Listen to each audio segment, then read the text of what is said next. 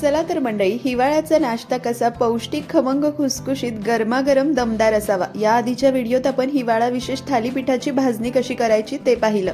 आज आपण त्यापासून खमंग थालीपीठ करूया। 7 ते 8 थालीपीठ करायचे म्हणून 8-9 मुठा थालीपीठाची भाजणी घेतली। त्यानंतर मिरची, लसूण, जिरे, ओव्याचं वाटण केलं।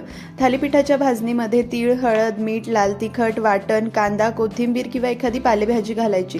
छान मिक्स करायचं। थोडं थोडं पाणी घालून भाकरीच्या पिठासारखं पीठ मळून घ्यायचं।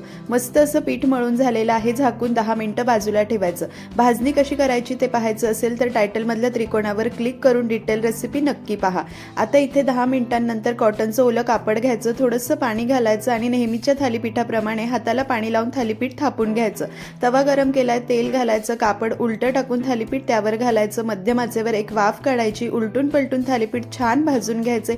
खमंग खरपूस भाजणीचे थालीपीठ तयार आहे। नक्की करा। आवडले तर लाईक, शेअर, चॅनलला सबस्क्राईब